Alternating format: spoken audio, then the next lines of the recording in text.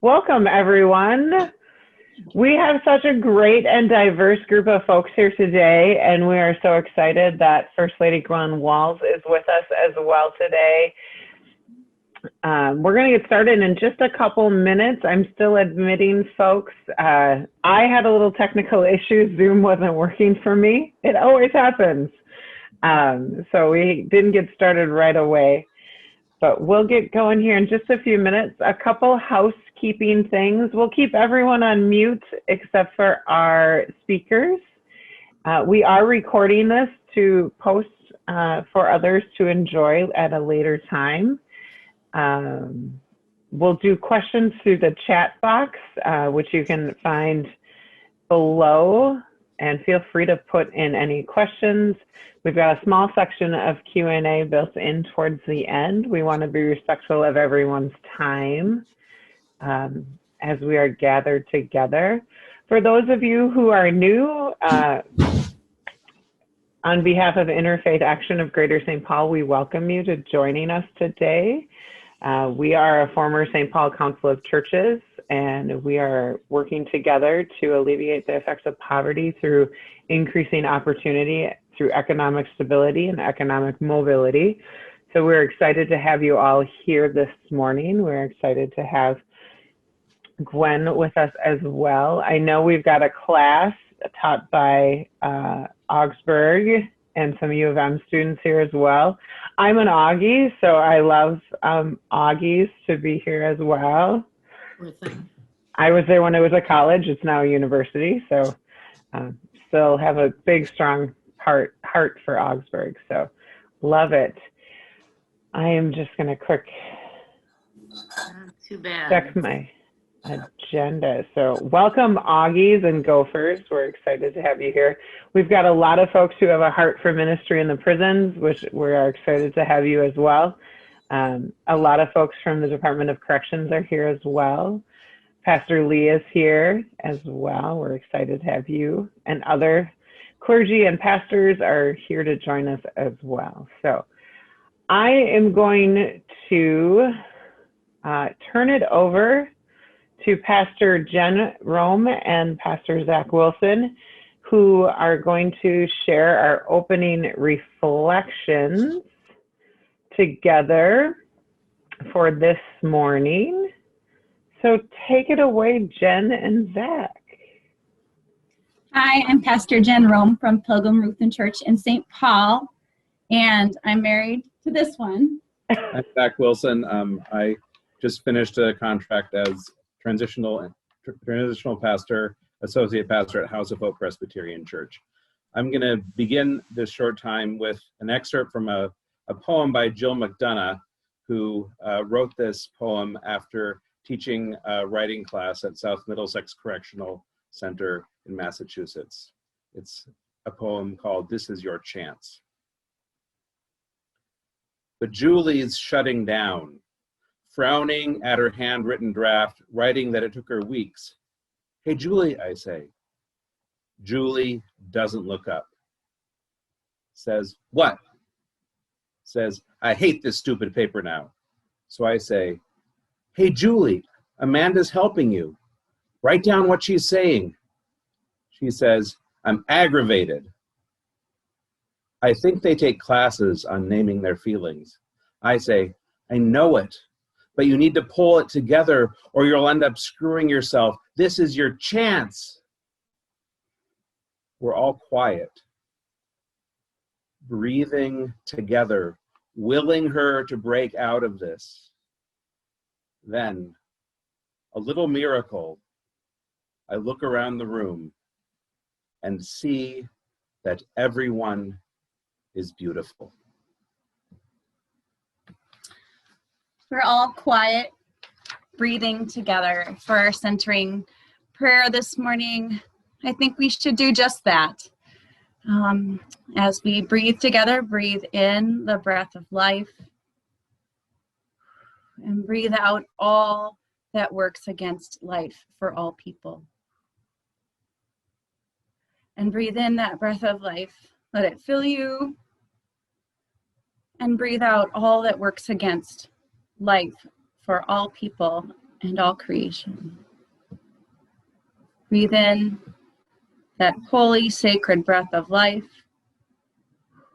and breathe out all that works against it.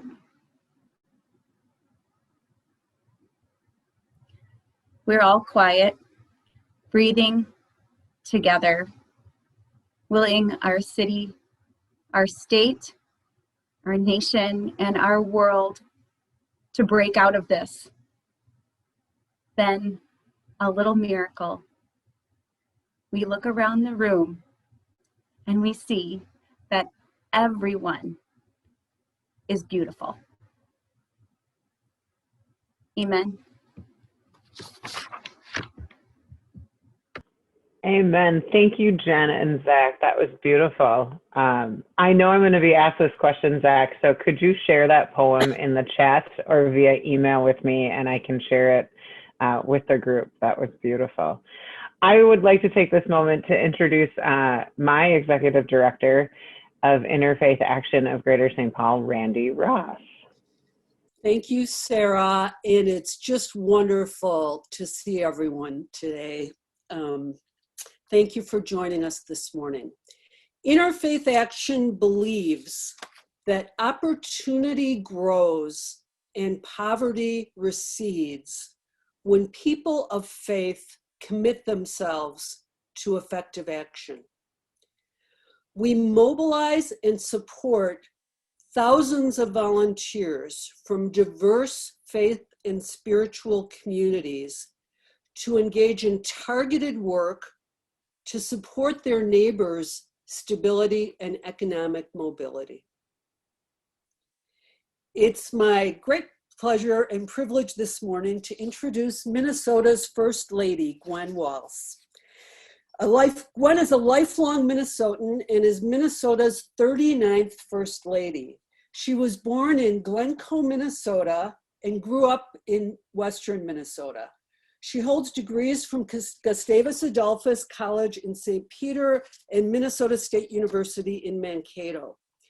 Educating Minnesota's children is one of Gwen's passions. Throughout her career, she has taught in public, alternative, and migrant schools. This has shaped her vision. Gwen knows that a strong public education system encompassing birth through senior citizens is critical to empowering every Minnesotan to succeed. Gwen is a passionate advocate for exemplary education in America's prisons as well. She has worked across the country to bring educational opportunities to incarcerated women and men, or as Gwen notes, students. She understands that corrections must be an inclusive component of our education system, and by expanding opportunity, we can dramatically reduce recidivism rates and, most importantly, transform lives. Throughout her life, Gwen has been working passionately to build a more just and equitable world. Thank you, First Lady Walz, for being here to welcome us into this important conversation. Well, thank you so much. And thank you all for being here and for all the important work you are doing every single day, every single night, year after year, and moment after moment, right? 2020 has seemed like a moment and a year and one long day, and also a blink. It's the weirdest of time sensations, isn't it? And I wonder if maybe the time sensation isn't a little bit like being incarcerated. I don't know, just throwing that out there as a thought. But I'm so happy to join you this morning, and after really a monumental evening last night. Some of you may have caught on the news or read in the newspaper that we are dialing back things once again in Minnesota. And it is a very heartbreaking time, I think, for everyone, but it is it is a crisis, and it is a crisis for those who had already been in crisis, and for those who may be entering a new phase of that. So I'm very cognizant of that this morning. The governor and I have not slept so much, so I hope I'm as coherent as I want to be.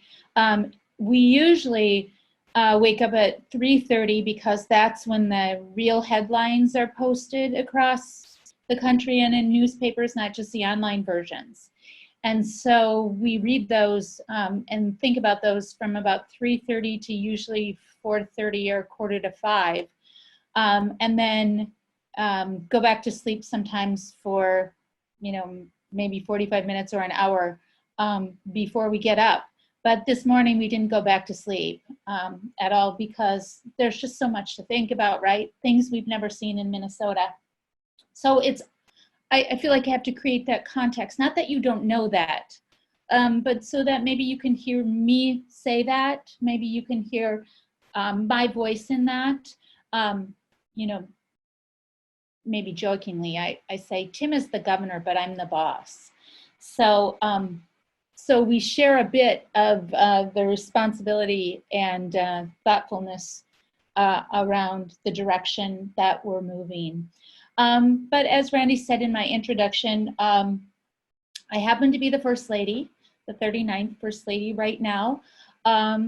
More so, I'm a teacher and a mom and a sister and a friend and a Minnesotan and hopefully a justice advocate and all of those things that you are. And I should also say I'm a Lutheran, and Jen, who is the minister at Pilgrim Lutheran Church that Tim and I, the governor and I, attend.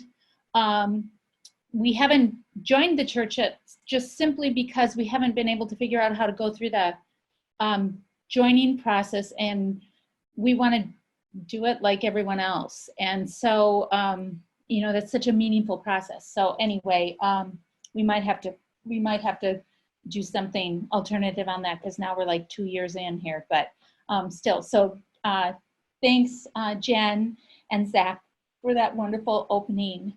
I want to start with this.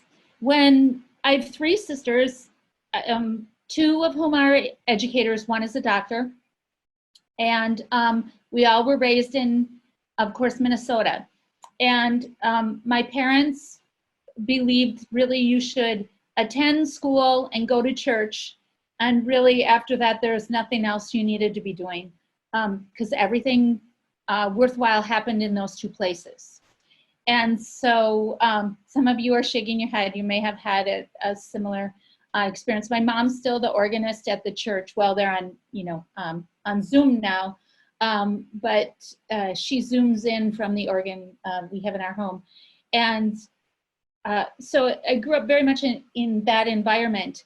But we would say our prayers each evening, and there were 3 bedrooms, so one of us was always sharing a bedroom, and it was different on each evening, right? Depending on who you had kind of gotten along with that day, we had kind of rotated around.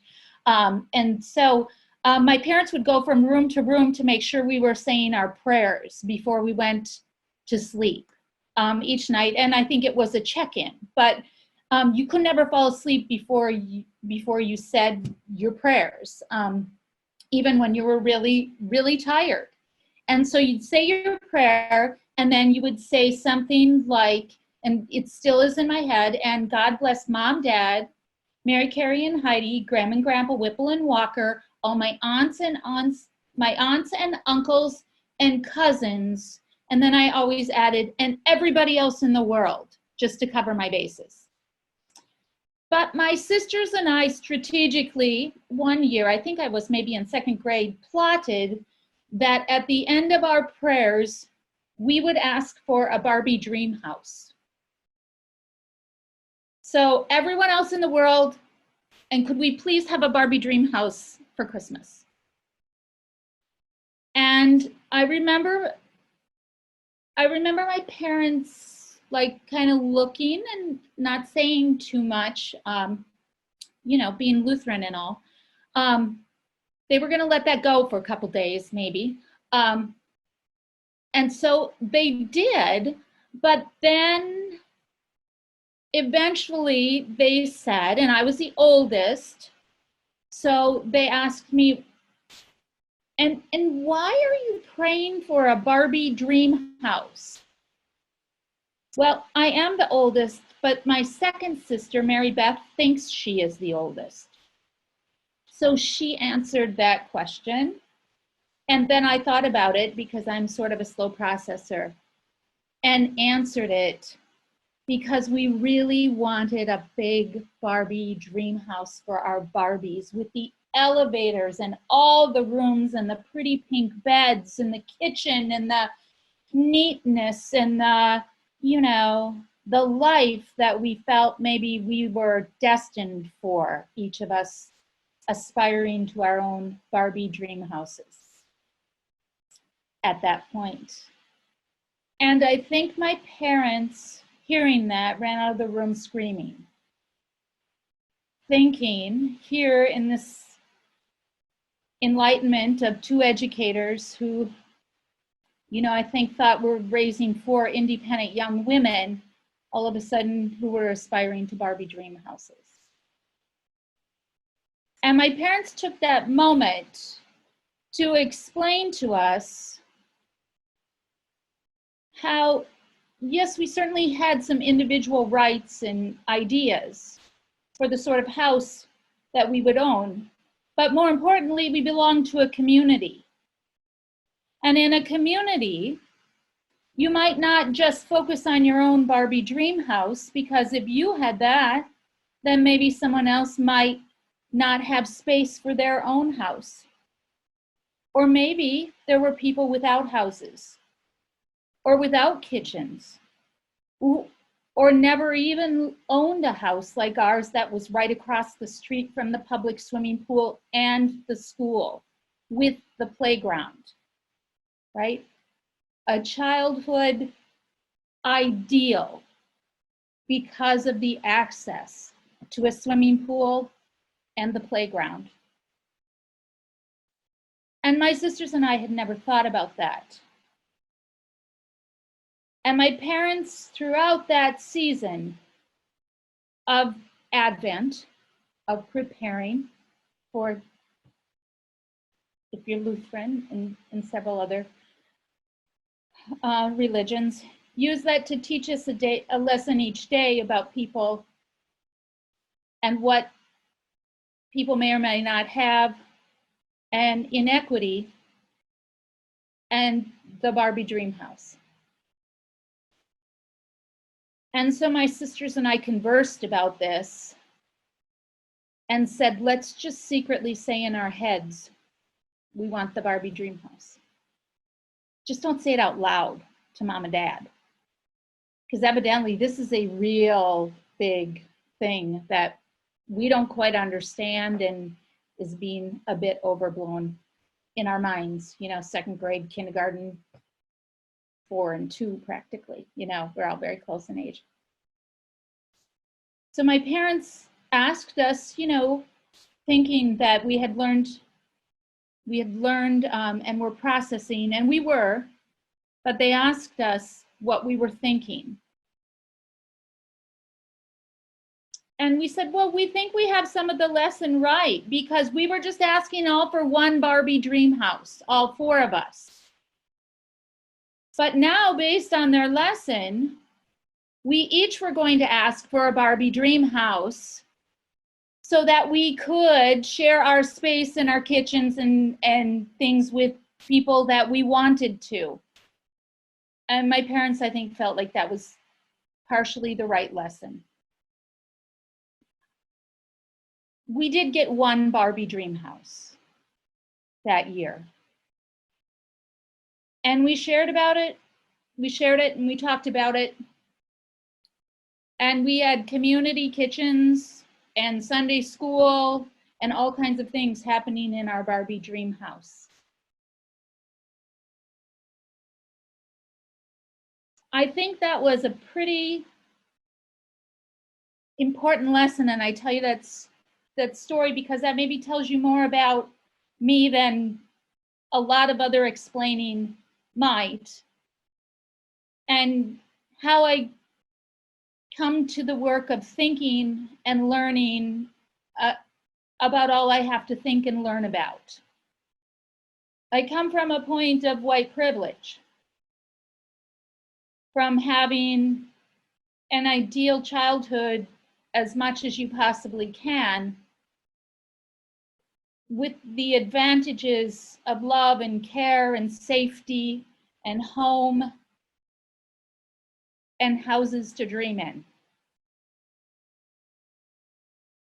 But my acknowledgement and my learning of that starts there and transitions into those lessons that my parents so profoundly still ask me about.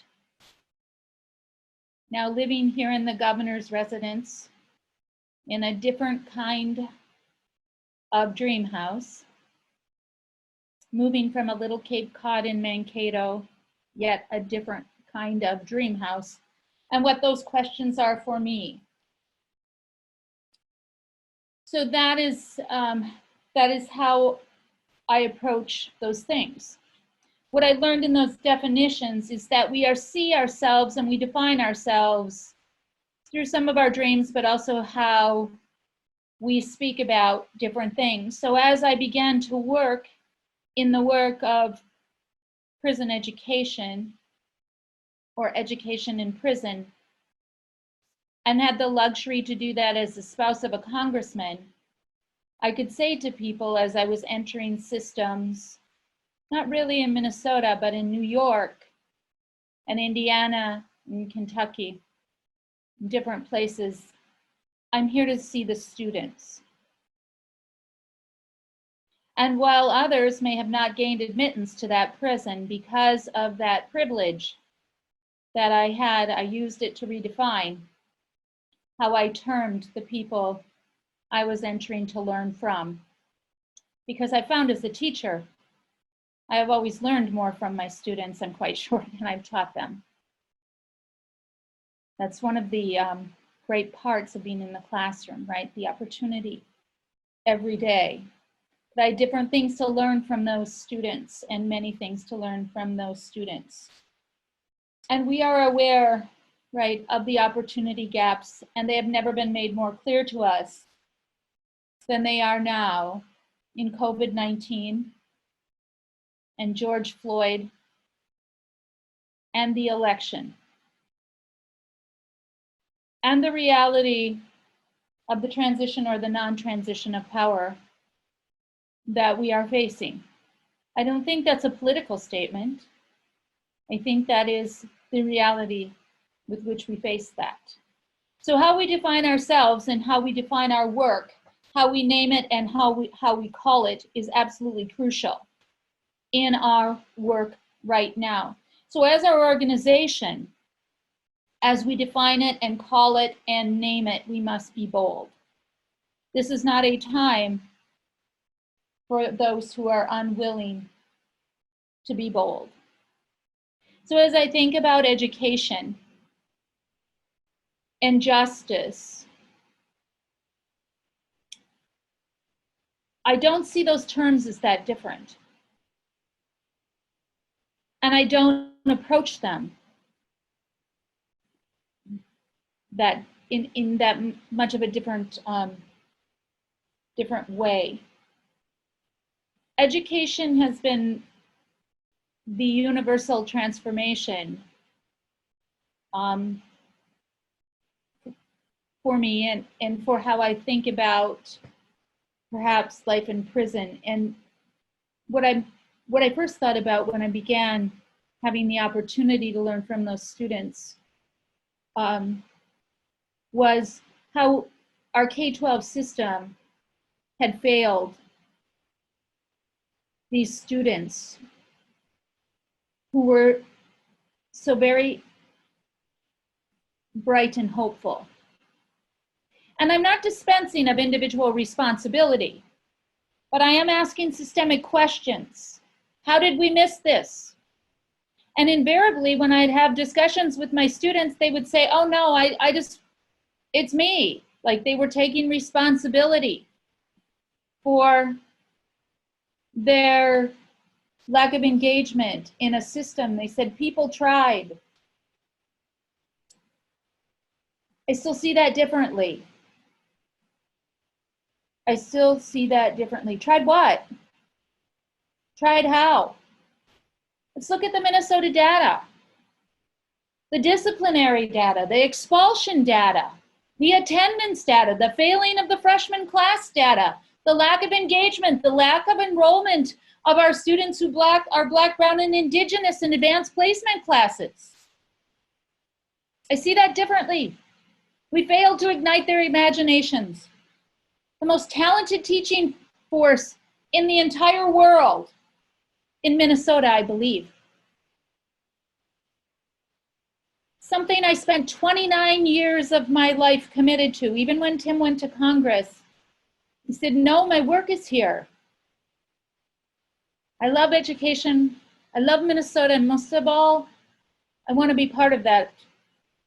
I want to still remain part of that and still remain part of Congress, and I want our children to go to school in Minnesota. I want them to have the public education that Minnesota offers. So I believe in it wholeheartedly, and yet we have information that is disconcerting. So how do we think about that system? And how do we help redefine people who have failed in that system or the system has failed them?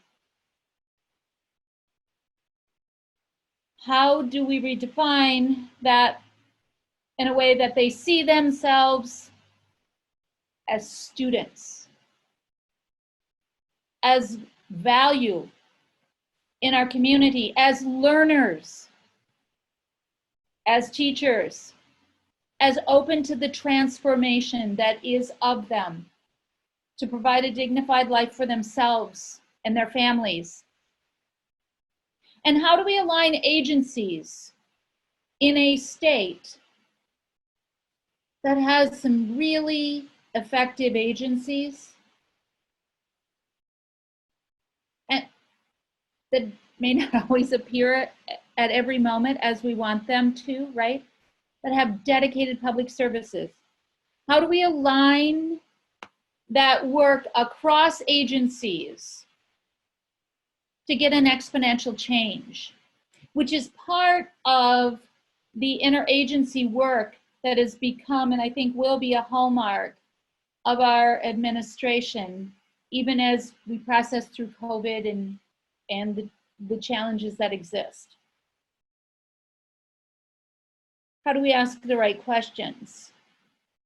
How do we document the right information so that it's transparent and that we may know it and recognize it and use it as a catalyst for change? So those are questions that I am constantly asking the Department of Public Safety and the Department of Corrections, and they are meeting that challenge as we come together in alignment with Health and Human Services and human rights and K-12 education and higher education. And that is the meeting and that is the conversation. So in the Department of Education, when we are having questions and discussions about education, I don't want someone from corrections to have to come over for that part of the conversation. I want that understood as part of our student work in the Department of Education. All means all. That changes the way we do our work because it focuses on, and it focuses on us on the question, and the very challenging question, whom do we serve? Whom do we serve? Tim and I believe in a concept called servant leadership. We had the opportunity to do our doctoral work together. we completed the first 2 years of that work together, and then Tim was deployed during the 3rd year because we were teaching and going to school at the same time. I have to tell you, the governor is an annoyingly fast reader. We shared books, and I have stories to tell. But he grasped things and read so quickly, which allowed for my slower processing to plod through the books. But when it came to writing, our professor in the first class said to him, "You're going to have to make some improvements." I don't know, I took a little joy in that. Is that wrong? I don't know. But anyway, I could help him there. And he became a much better writer. But for those of you who feel from the beginning of his political career, or even the beginning of his governor's campaign has been one long sentence with a bunch of commas, I feel your pain. Feel your pain. Anyway, it was an opportunity for us to learn and study and write and review together for 2 years before he was deployed in support of Operation Enduring Freedom. And then I finished the 3rd year of the classes while he was deployed in the military. But one of the most important things that happened during those 2 years is we had a chance to be students together. We had a chance to think about transformation together and learn from our professors and our teachers and from the other people in our cohort. And so our prominent question always is, whom do we serve? And I want you to know that even on this very hard morning, our answer is you. We serve you. We also serve the Lord, right? That is the right answer. That is the true answer. That is a challenging answer. As challenging as the answer of you. But I pose that question to all of our agencies and all of our interagency work. So when you talk about that in higher education, whom do I serve? I serve those in higher education. You pose that to K-12 education, whom do I serve? I serve Minnesota students. But you pose that in corrections, whom do I serve? The answer is not quite as easy and as comfortable, right, to say. Because it is those who are incarcerated or in our criminal justice system. And if you think of it like that, it changes everything. And that's a big change for a state agency. And I have to tell you, I think they are wrestling with that beautifully. It may not seem so, but there are some dramatic and systemic changes happening in the way we work, and most importantly, in the way we think, and even more important than that, in the way we term and name ourselves. Servants. Public servants. Students. Learners. Privilege.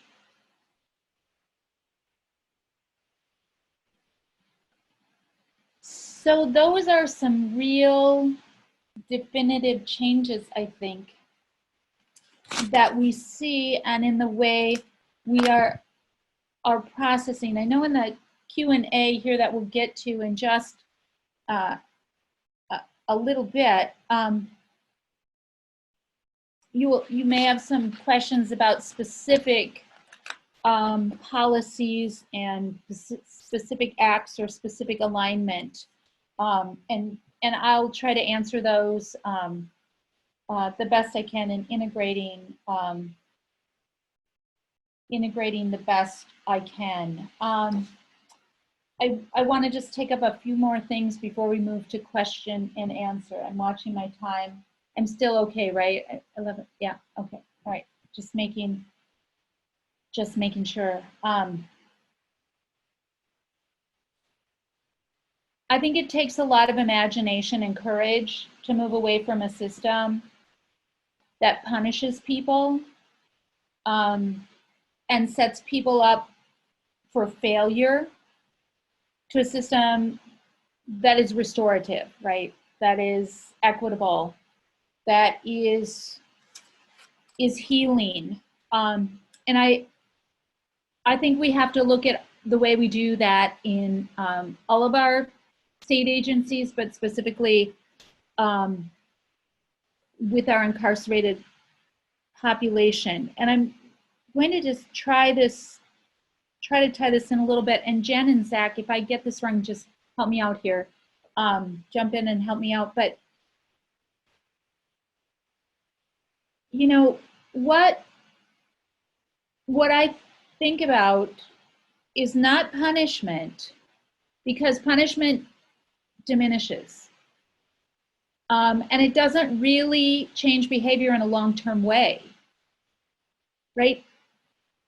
It really folds that fragile paper that was being worked on and puts it away. Consequences, I understand. Consequences I get. And we have to have consequences for choices we make, right or wrong, understandable or not, right? There have to be consequences. But the difference is really the chance that Jen and Zach talked about, I think. It is the chance and having a chance every day. Like, how many chances do you get? My answer to that is as many chances as you need, which doesn't really please those law and order people.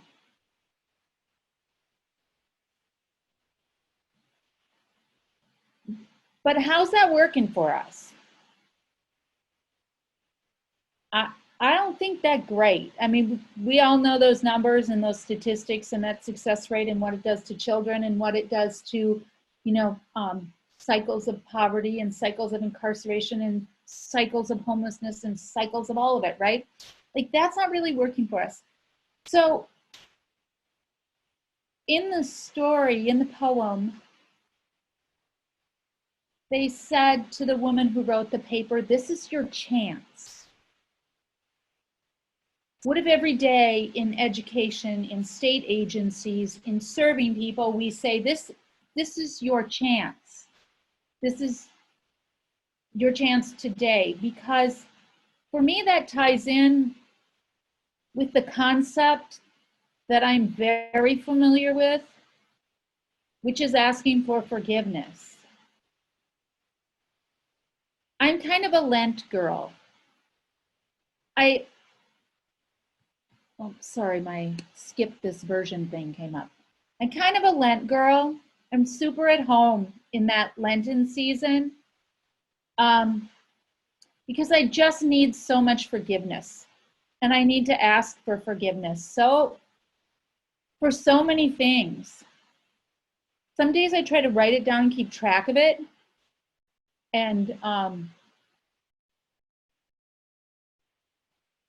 some days I try to ask for it as I go. But I know that I am forgiven. And I know every day is anew, and maybe even several times a day, it's anew, which gives me the courage to go on, right? And do the really important work that I have to engage in all day long. And so what if we thought about securing justice in that way? What if we thought about education inside of our prisons in that way? What if we thought about K-12 education in that way, so we maybe ended up with fewer people in that pipeline, like a lot fewer people in that pipeline? What if we thought about it in that way, so we didn't have people being supervised for longer than any other length of time than any state in the union?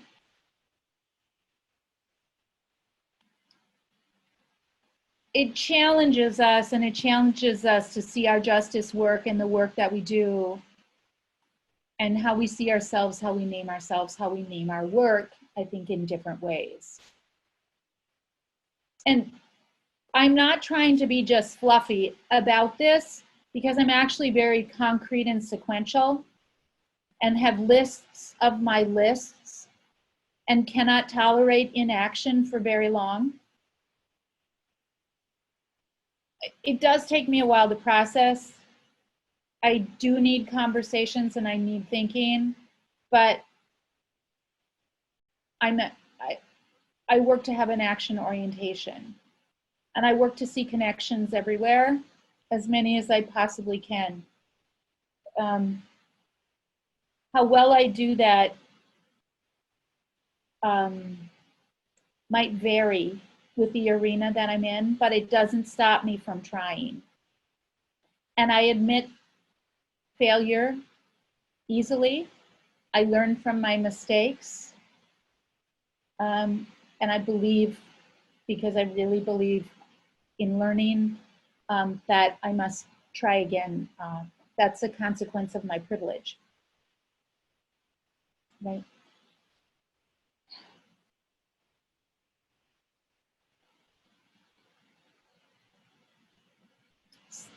So we are aligning, we are thinking, we are naming, and we are forgiving, right? And I think we also need to be strategic. We need to be strategic in our work, and that sometimes means that it might not look the way we want it to look exactly at that moment. And can we be okay with that? Can we trust in that? And that's a really hard question. And coming, from the residence, where I think we have as many people on the left who protest right. We're equal opportunity protest over here. I think about that, I think about that a lot. How do we make progress? How do we agree to progress and not let perfect get in the way of good, but continuing to persist? And I think that's a question that is not easily answered. And I certainly do not have the right answer for that. I am still in the learning process with that, but I know if I waited for it to be exactly as I thought it would be, I would not get far. I think we count on our relationships. I think we change the way we do our own action and our action with one another, and that creates real and significant change. I think we tell our stories. Dennis, I see you. We tell our stories because that is an offering of ourselves and a trust that we give one another, right? That we might know something about our hearts, right? You now know my second grade dream. You now know a little bit about my parents and my sisters, and about still selfishly wanting the Barbie dream house. And I didn't even tell you the worst part. The next year I asked for the car, the Barbie dream car. Oh, like some lessons are hard for me to learn. Anyway, that's another story. So it is 11:15 or so, and I want to leave time for enough questions or comments or thoughts or observations, or however you wish that I could do that. Wonderful. Thank you, Gwen. We do have some questions in the chat. I will kind of go through them. I've been reading them as they've been coming, and keep them coming. One of the first ones was about, here we go. The question is, what are the cutting edge practices happening around women who are giving birth in prison?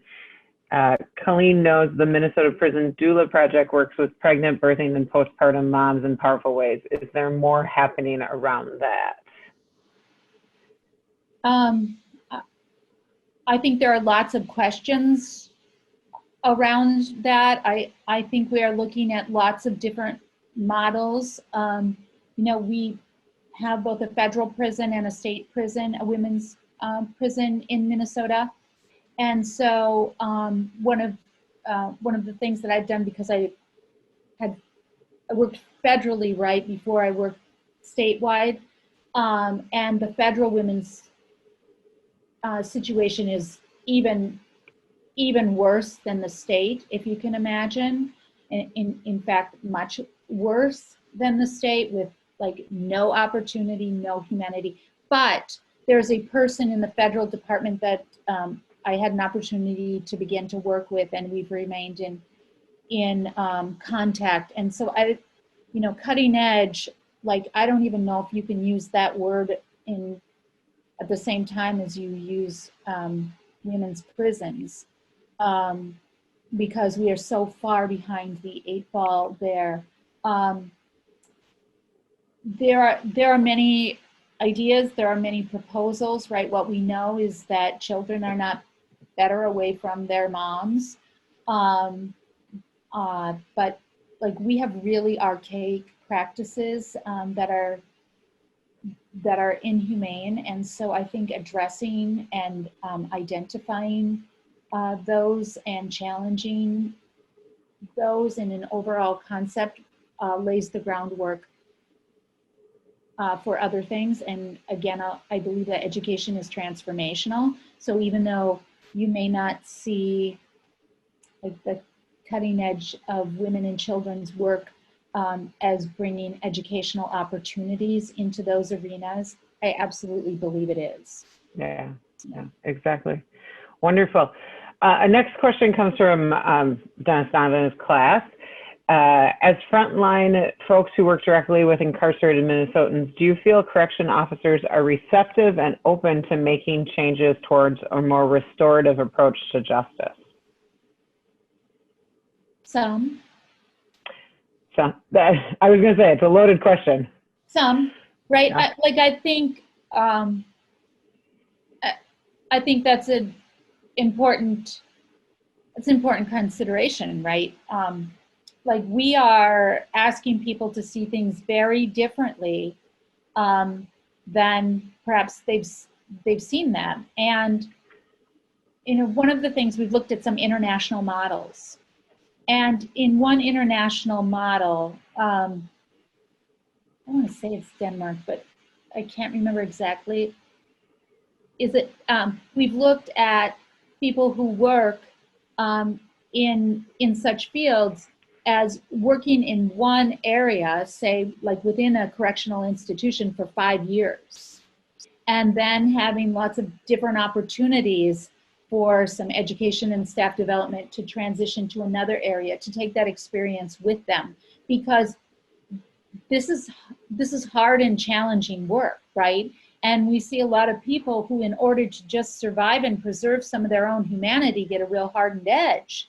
And so what are the models out there? And we've seen some successful models where you're not only bringing education into the prison, you're bringing education to the prison, right? And opportunity to the prison, and opportunity to those who work with and for the prison, in a way that we've seen this in, again, a K-12 education setting where we have those staff development opportunities and changes for lanes and transitions and stuff. So I think we're going to have to, I certainly do not want to say anything negative about people who are doing some of the hardest work in the world and doing some of it incredibly well. But how do we systemically support that work to help get better outcomes for what it is that we perhaps want to get? And again, I have not been a corrections officer. Mm-hmm. I have not worked in corrections. I think it is very hard to craft a solution without voices at the table. Now, not just one voice at the table, but voices at the table to take into some of those considerations. Then again, I don't think that movement is necessarily relegated to the way things have always been done or the way that we've always thought about doing them. So, you know, I think as in every profession, we have a diverse approach to that, and we haven't really visioned that as a state. Very true, very true. Something that Interfaith Action has been behind for the last year through relationship with Daniel Karpowitz through Department of Corrections is the expansion of higher education into the Department of Correction, the prison. And someone asked a question about financial models and resources that would help expand access to higher education. And that's something we've explored through our annual assembly. And can you speak on that a little bit? Yep. Well, I think one of the things, and I think Daniel would say this, and so, okay, I'm just going to say this. I've worked with Daniel for a long time. And so when we were elected, that was my hope that Daniel would come to Minnesota. So for all the good work that he is doing, if you could just like even say, I feel a little goodness in your heart for me, would you do that?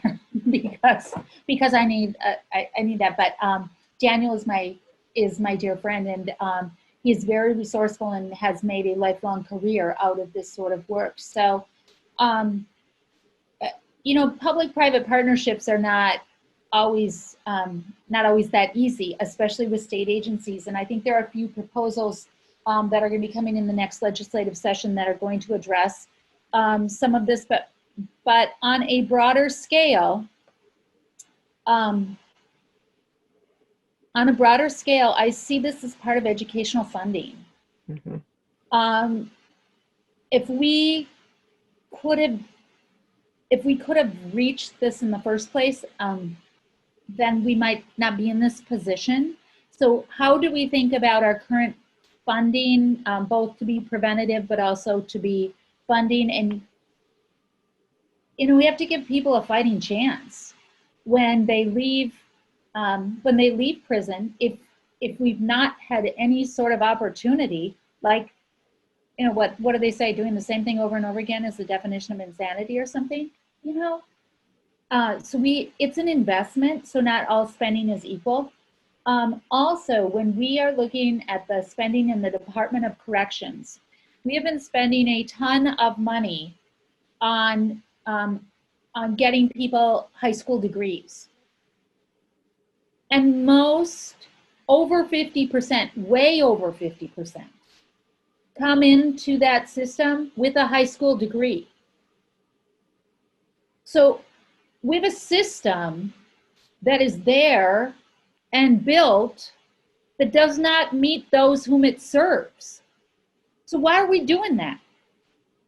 Well, because we've done that and we've hired people to do that. Well, then we have to hire people to do something else here because, and people are so desperate for educational opportunities, right, that they're open to any opportunity that's available for them. So the Department of Corrections is looking at the entire educational programming, the allocation of the resources that we have, some of the K-12 funding, without having to get into the weeds too much here, some of the K-12 funding that is allocated through adult basic education, which of course you don't want to give up any funding that you have, but can't we really use that for meaningful, I even said like, we have career pathways in K-12 education. What about career pathways even instead, to keep that funding source in there until they can figure that out more broadly? So I think there are lots, when I said those agencies come together and realign and start having these conversations, that's what's happening. We're looking at some of those funding sources. We're looking at, Pell funding sources. We are looking at defining institutions that, are supported by the state, that are meant to support and serve, right, the state, and whose mission it is to do so. How can we better integrate them? And I'm speaking about college as anything past a high school diploma. But I will tell you, and maybe this is a whole kind of another direction or trajectory, but the way I think about this education is with high standards. It has always been my experience that students meet your expectations, and it's your job to put in place the stepping stones for them to meet those expectations. And what I look at when I look at education in prison, I'm not just speaking of Minnesota, not even less sure of Minnesota than I am of like New York. We have so few expectations for those students. It's not a real curriculum. They're not serious about a certification or a degree. They move people around before they have their very last class to even finish their welding degree or something because they need to go to some other institution. Well, that is just dumb. Exactly. It's just dumb. So, and like, I love a number of the classes and opportunities that we're offering within our system, the creative writing program, and those are fabulous.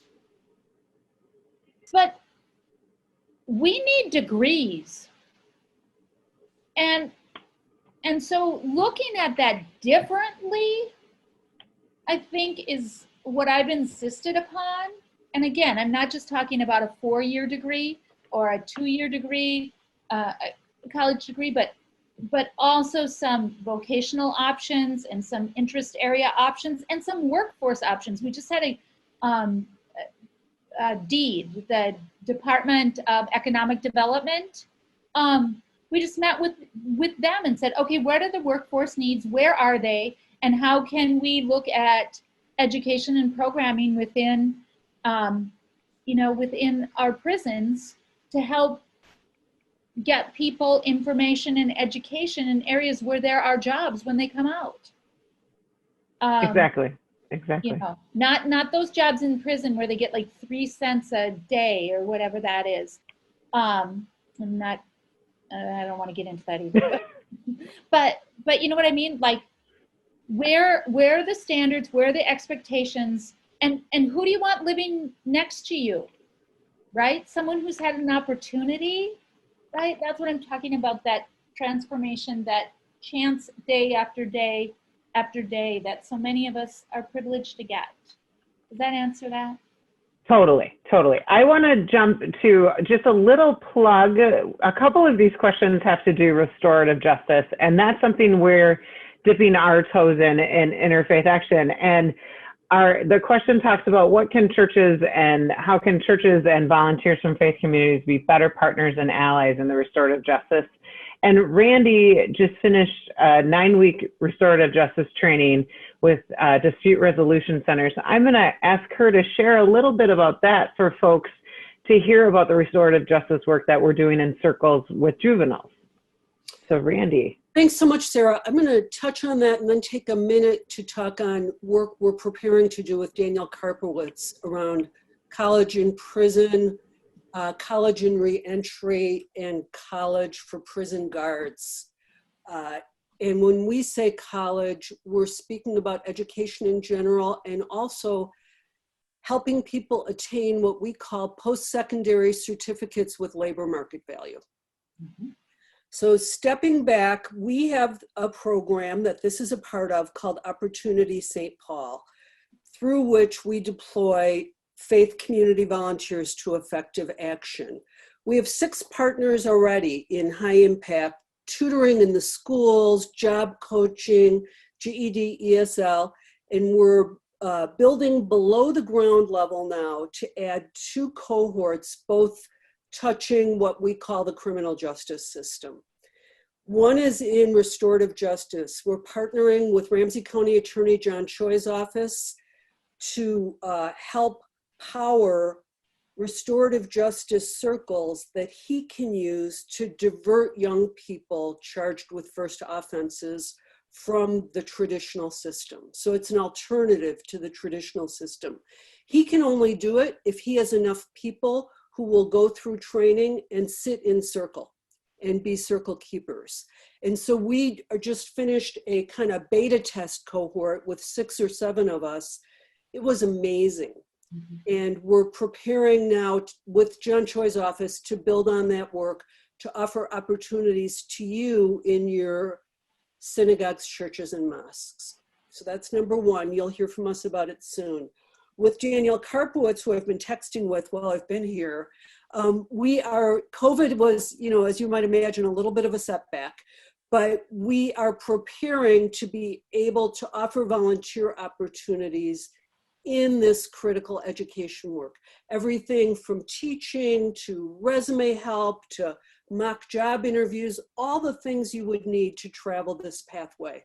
And so we hope to have for you soon real ways that your houses of worship can offer your members opportunities to play a meaningful role in this work.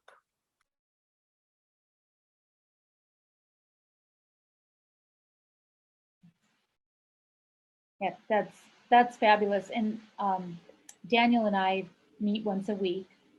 This afternoon is our regular meeting, and his pulse on everything in a way that I do not and cannot. But I think he will. He's a great partner, I think, and I think we have so many people who are grateful for your interest, your participation, but all the work that you do. We have much to learn from you, I think, in the state, and so we're grateful for that chance to, and humbly ask for your help and for your ongoing relationship. Well, thank you so much. We have this unbelievable untapped labor force of thousands of people praying to find a way to be part of the solution. Yeah. And so we're trying to work to structure that in a way that will have some flow. And Danielle's been fabulous. Open the eyes of my heart, Lord, right? Open the eyes of my heart. Exactly. As we open with a wonderful reflection, I would love to call on Father Eric Rutten just to close us with a quick reflection as well. Father Rutten, you can unmute yourself. I think you're still here.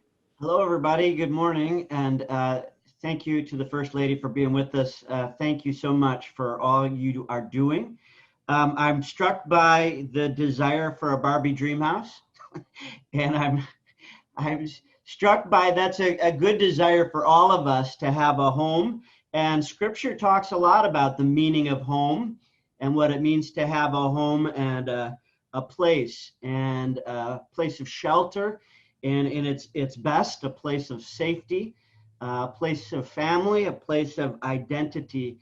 And I think that biblically, the idea of a house or a home is also symbolic of a right order of society as well. You think of God promising David that he will, rather than David building God a home, that God would build a home for David for generations to come. So I'm going to read just quickly from the book of 2 Samuel.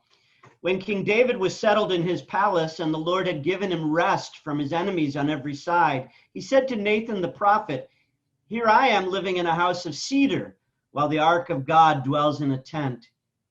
Nathan answered the king, "Go, do whatever you have in mind, for the Lord is with you." But that night the Lord spoke to Nathan and said, "Go tell my servant David, thus says the Lord, should you build me a house to dwell in? It was I who took you from the pasture and from the care of the flock to be commander of my people Israel. I have been with you wherever you went and have destroyed all your enemies before you. And I will make you famous like the great ones of earth. I will fix a place for my people Israel and plant them so that they may dwell in their place without further disturbance. Neither shall the wicked continue to afflict them as they did of old. Since the time I first appointed judges over my people Israel, I will give you rest from all your enemies. The Lord also reveals to you that he will establish a house for you. And when your time comes and you rest with your ancestors, I will raise up your heir after you, sprung from your loins, and I will make his kingdom firm and be a father to him. He shall be a son to me. And here's the key. Your house and your kingdom shall endure forever before me. Your throne shall stand firm forever.